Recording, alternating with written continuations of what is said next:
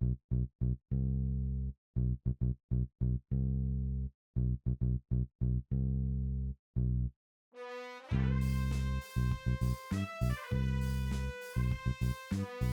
everybody, and welcome to a brand spanking new episode of MovieKombat. This is Season 8, Episode 3, and we are here going to talk about Walt Disney's Sleeping Beauty, the 1959 classic that is the third Disney princess of our journey through the Disney princess, the official Disney princesses.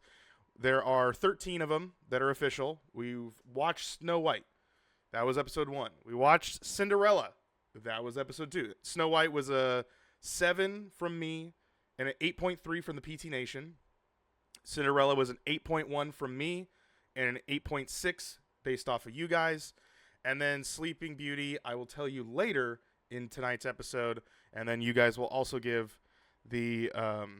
Name watching Teletubbies. Nice. Teletubbies still on. And then, so tonight we are going to discuss Sleeping Beauty. And then next week, in the next episode, episode 4, we'll be watching The Little Mermaid. And then after that, we get into Beauty and the Beast. And then we're just like rapid fire. Disney was just starting to pump out movies. Aladdin, Pocahontas, Mulan. Then we had a little bit of a break. Then Princess and the Frog, Tangled, Brave.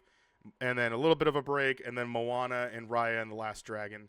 So those are the remaining movies. But tonight we're discussing Aurora and Maleficent, which is Sleeping Beauty. So this episode, I was actually looking forward to because I don't think I've seen Sleeping Beauty in a long time, and even longer than Snow White and Cinderella. Like I think I've seen those more recently than I have with Sleeping Beauty, and the thing about this movie, and especially now that the live actions, and not that this would influence anything, is I had the VHS version of this. I think we had about 3 versions of this actually in my house. We had the original, well, not the original, but a VHS version of it, and then we had like the DVD version when they did whatever version of that was, and then I think we got the Blu-ray version, and that's where I think the new...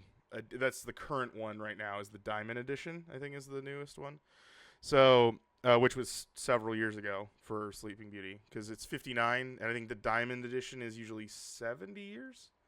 So, but yeah. So in each episode, I like to keep track of some fun things. In each season, I do this, but in this season, we are talking about when do we see the princess. How many songs are there?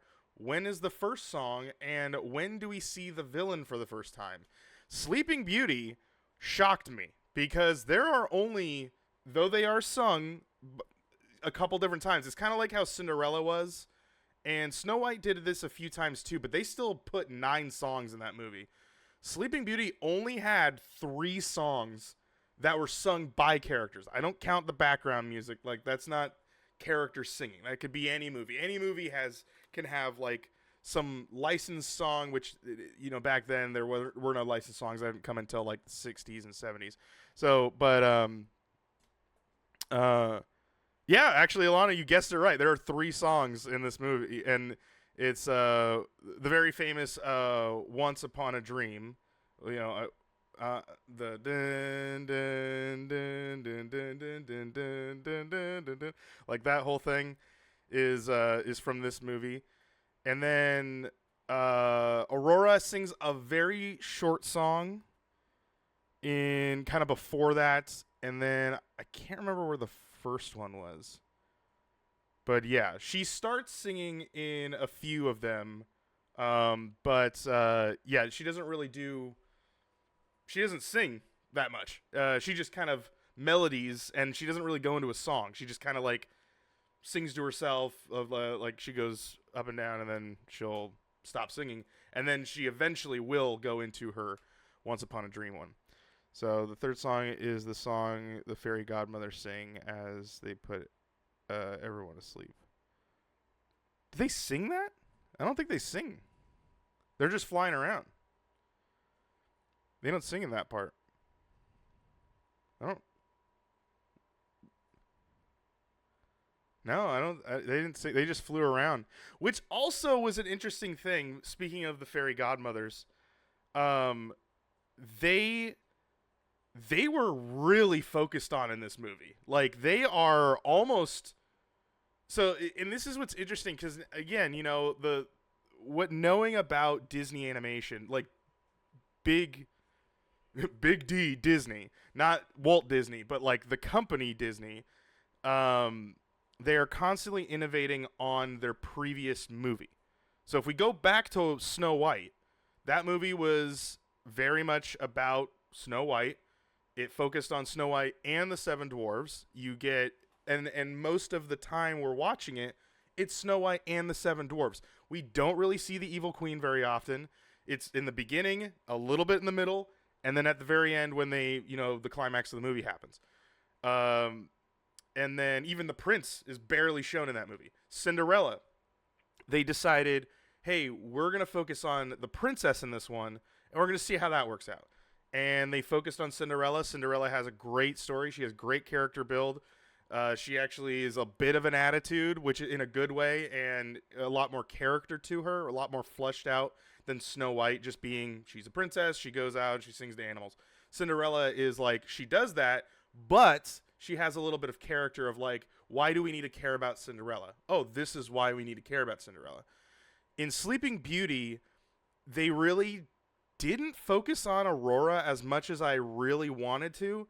They did give Maleficent a little bit more, like gave her some goons. She gave like some of those little like crony goblin people. She had a pet, which was kind of like Snow White-ish. And it was almost like Evil Queen plus. Like that's kind of where we were with this one, is like we got a better Evil Queen. That's Maleficent. And then with the fairy godmothers, the three of those, we now took the fairy godmother from Cinderella and we were like, well, let's split them into three different characters and give them three different personalities, and then we had those. So those were kind of where we focused. We kind of followed the story with them because we're at the beginning of it. We don't even see Aurora, which goes into my next thing that I like to keep track of, is when do we see the princess? Aurora doesn't show up officially moving. Like, I don't count still images of like, in the future she's gonna be this way, or like this is like in the storybook they draw a baby. That's not her. That's the storybook. We're not seeing her yet. Aurora doesn't show up until 18 minutes and 6 seconds into the movie. Almost 20 minutes into the movie, we still haven't seen our main character yet, which means we're getting most of our story from background characters. Like the princess is not the main character in this movie. And even like it was more in-depth supporting cast. Exactly. Because you had oh man, is his name what's Prince in this one? Philip's in this one. Philip has a little bit more depth to him. He's not just, I'm gonna find her and kiss her. He actually fights for her, like fights a dragon for Aurora. And that's what this movie was about. It's like, and the animation is fantastic. I think this is one of the most, of the three we've seen, this is probably my favorite looking animation. You can also see very some remnants of Black Cauldron that will eventually happen, but Black Cauldron doesn't happen until later. But this movie, like, it definitely focuses more on supporting cast than it does the front cast, which also means like, okay, then who's the main character? Because in the beginning, you see the mom and dad, though the queen, I don't think she talks at all in this movie, but the king, he does talk. Aurora's dad does talk because Aurora's dad talks to Prince Philip's dad, and they have like a little bit of a back and forth throughout the rest of the movie. They have some moments which are kind of comical. They're like the comic relief, I would say, throughout the movie. And she cried. Yeah, I mean, there's that. I don't know. Like Aurora, I think is the better looking of the two in the sense of like character details, and her color palette's a lot better. Plus, you have the fairy godmothers that are constantly changing her color. So you have like she'll bounce between pink, blue.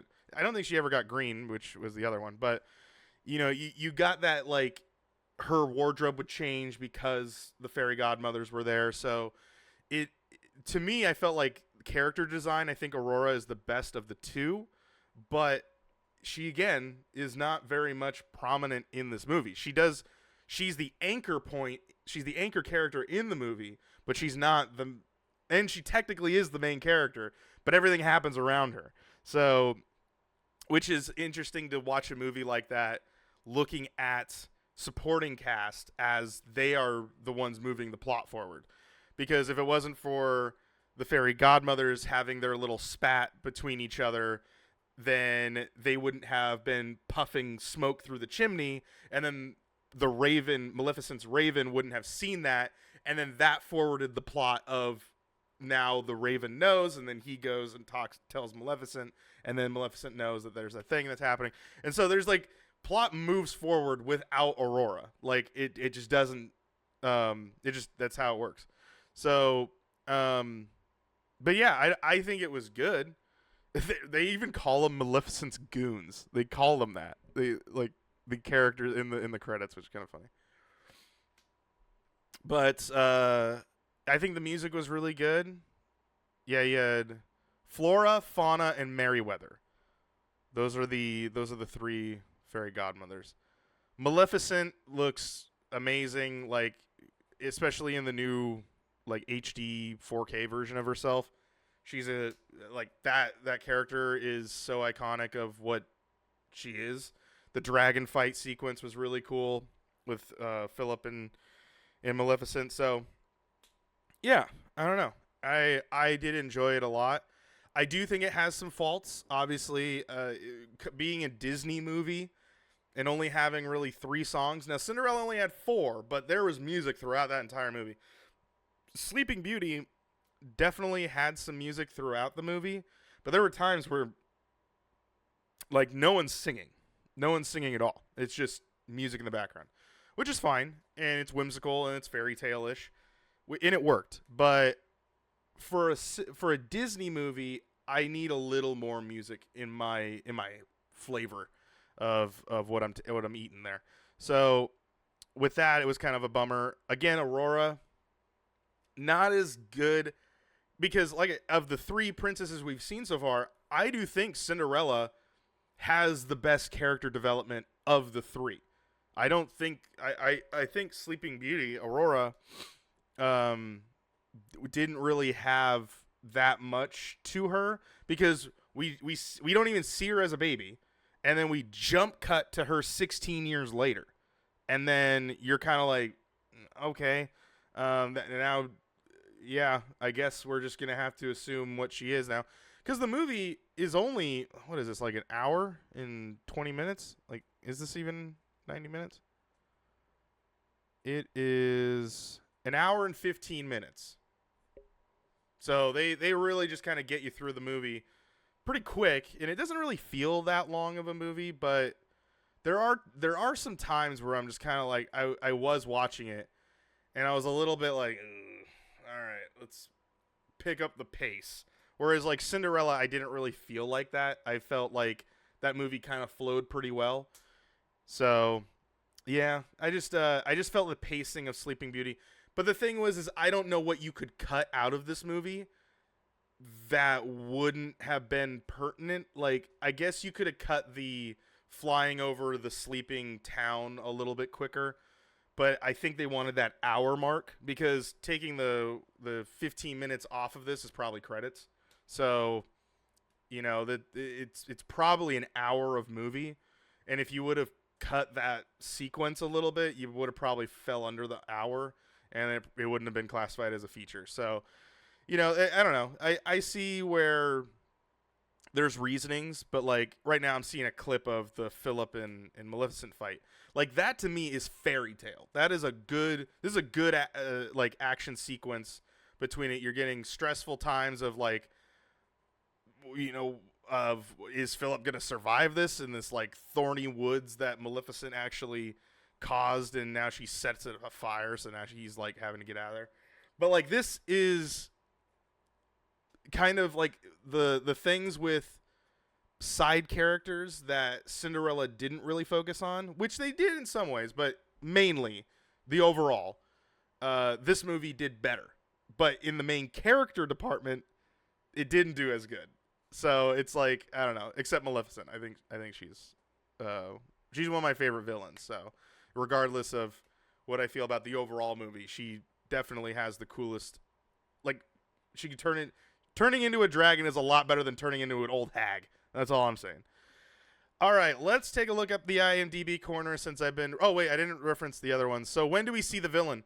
We actually see the villain, Maleficent, 7 minutes and 43 seconds into this movie.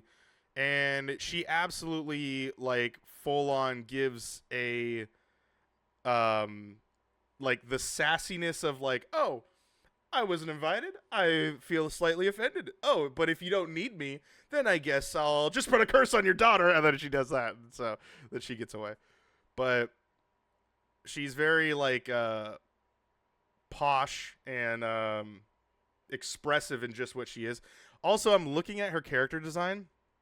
Maleficent's well, first off, her black and purple robe with her like kind of greenish skin works really well, but her eyes are yellow and almost dragon-like anyway, because you can kind of see a line, not a pupil.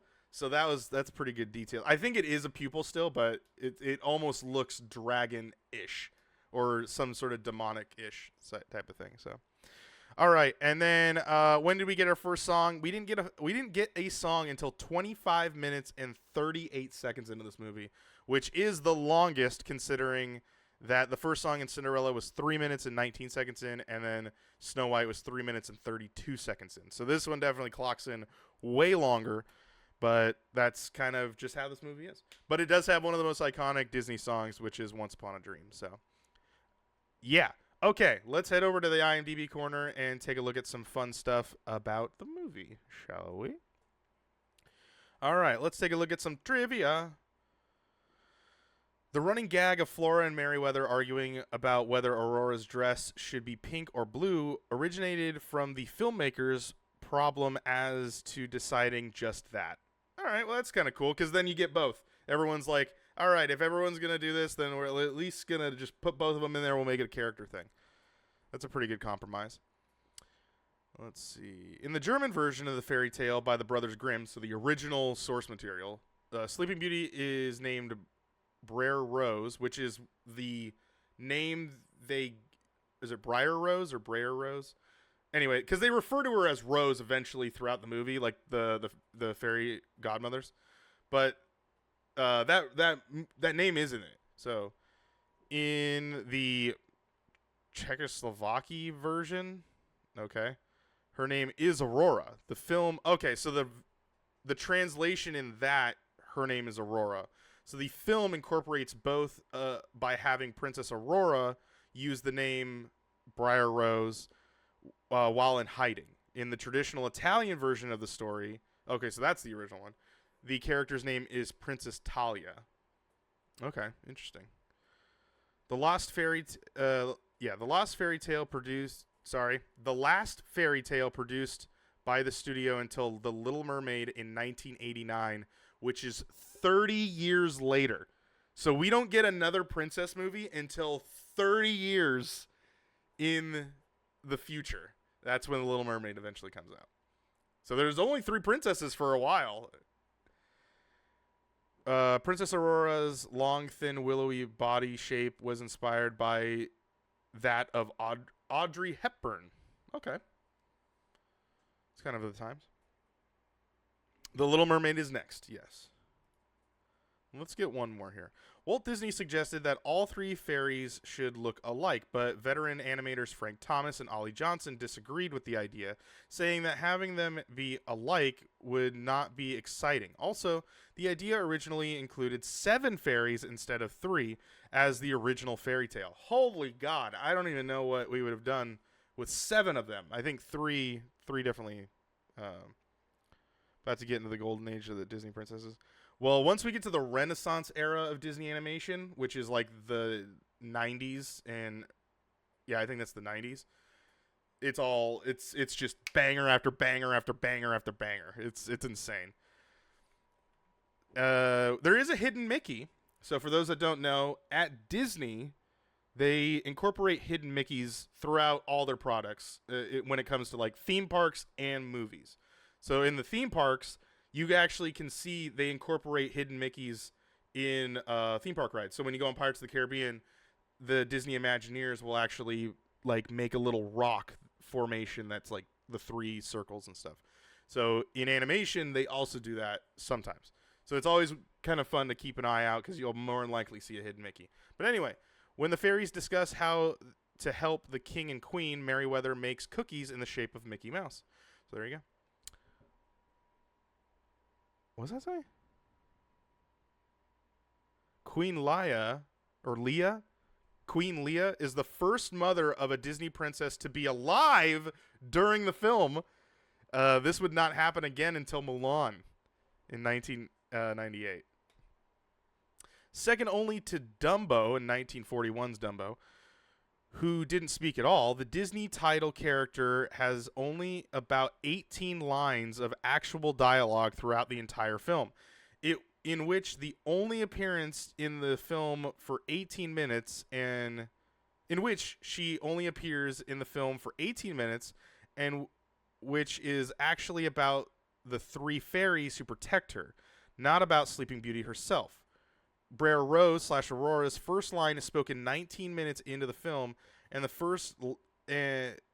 and her last is delivered after she learns of her betrothal 39 minutes in. However, she does sing 2 songs during the time frame.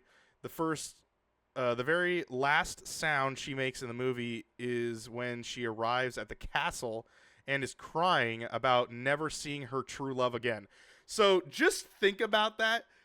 When they arrive at the castle, they sneak her in, and before Maleficent hypnotizes her to lead her in, she cries. That's the last time we hear anything come out of the mouth of Aurora, which is crazy to think about as the main character. So there's a bunch of other facts. What's this one? Walt Disney's consistent mantra to his animators was that the film could not be like Snow White and the Seven Dwarfs. Okay, well, thank you, Walt. I don't know. The first Disney animated film where the Prince Philip, takes an action role in defeating the main villain, the evil queen / witch, fell off a cliff in Snow White and the Seven Dwarfs, and Lady Tremorine, the evil stepmother, was left with her daughters after Cinderella married the prince, who did nothing. Philip actually kills Maleficent in this movie. Yeah, that he does. So there you go. There's a bunch of other trivia stuff, but we'll back out of that. You guys can check it out on IMDb and read all those. Let's see what else we got here. Again, for goofs, I don't really like reading goofs of animation because it's 1959? Yeah, 1959. There's limitations to like criticize animation in the 50s. It's kind of like, okay, well, more than likely, was that on purpose? Did they actually mean to like leave something out or something like that? It just doesn't. Yeah. So I don't really like going into that. But let's take a look at crazy credits. The opening credits say, the opening credits say Technicolor, but not Super Technicolor 70, which is the process it was filmed in. Okay. Well, thank you for that bit of information that really didn't matter. Hold the shame. Let's see what else we got here. So release date was January 29th, 1959 in the United States. And its budget was $6 million estimated. Grossed worldwide $56 million. Sorry, it was $6 billion.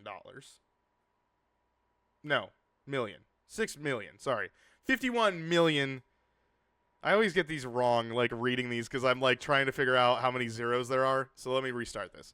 It's $6 million estimated. It grossed in the U.S. and Canada $51.6 million, and gross worldwide $51.6 million as well. Again, these are so old, so it's kind of like you don't know where the re-releases like incorporated into that, how much money of inflation and things like that. So take it with whatever you want, but that's kind of how this movie was. Yeah. So that is Sleeping Beauty for what it is. So let's talk about what we're gonna give this thing. So again, the review scale.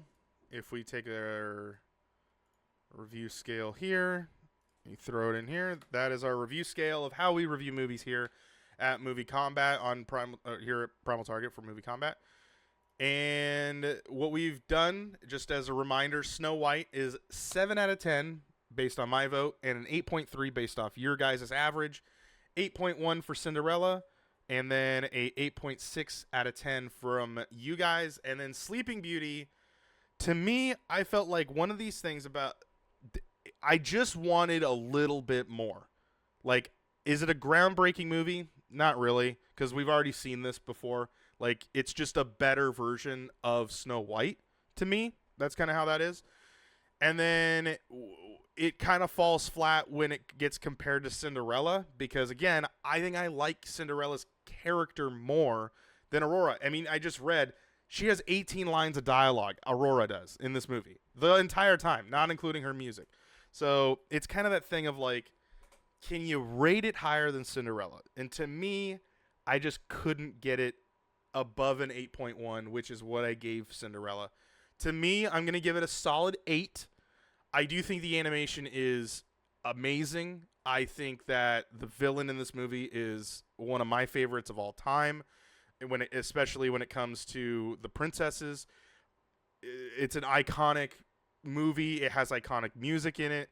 The fairies are very iconic in this, and I don't know. I think it also, like I was saying with the animation, I think the design style of these characters is better than Snow White and Cinderella. You were going to drastically see a huge jump between 1959 and 1989 that will happen in The Little Mermaid. But for this one, I'm going to give it a solid 8. But we got a 9, a 9, and a 7.5. So let's see what that is. So we got a 9 plus 9 plus 7.5 equals divided by 3. That is an 8.5 from the PT Nation. And I think that's a pretty good, respectable score. Not to be knocking that. PT Nation. It is currently in second place as of right now. So if we were to end the season right now based off these three princesses, Cinderella, based off of you guys, so based off of the PT Nation vote, is Cinderella, Sleeping Beauty, Snow White. And it's 8.6, 8.5, 8.3. For me, it would be Cinderella, Sleeping Beauty, Snow White, and I have 8.1, 8, and a 7. It was campy. There are some times, and like I said, there were bits of the movie where I was kind of like, let's get going. Like I get it. We're very artistic, and that's where we're going with. Because that's another thing is, like, Disney got into this thing where he wanted to in Disney movies outright is this way: animation and music combined. This movie weirdly does it, but then also doesn't do it. And it's just a weird kind of decision that I think he made.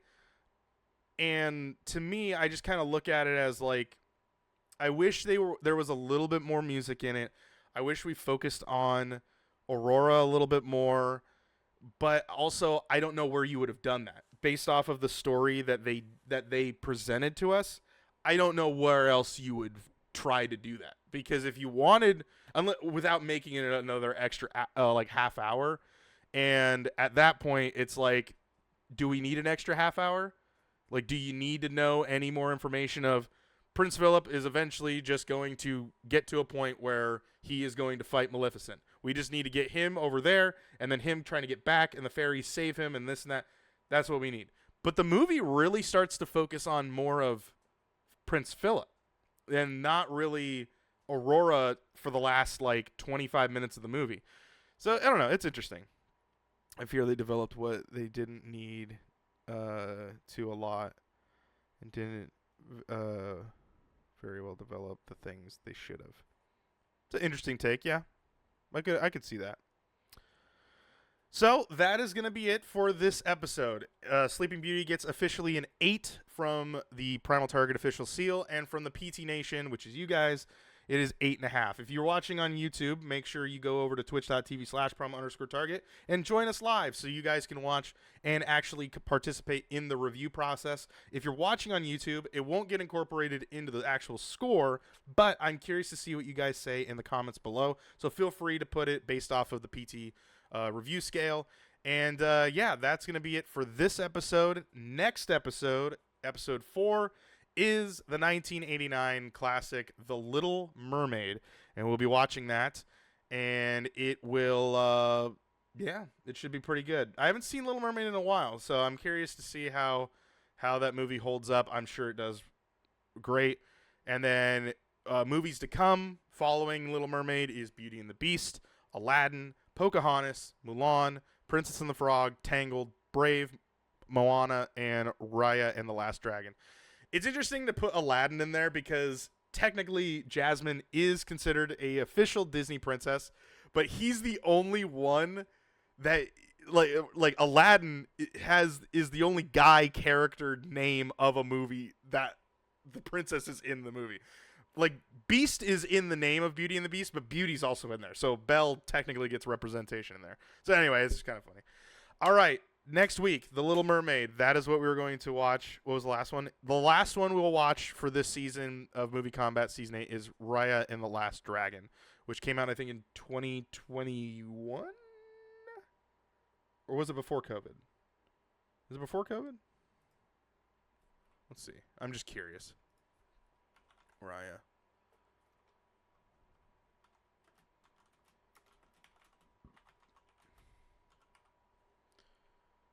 '21.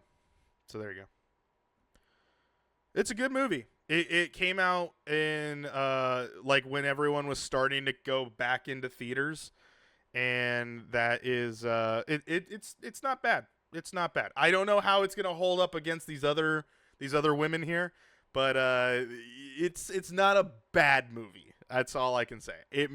I don't have a high bar for it because I've only ever seen it once, but I did go see it. I have seen it. So I've seen all these movies, some more than once. And yeah, it's gonna be interesting as when's Tangled? Tangled is after Princess and the Frog.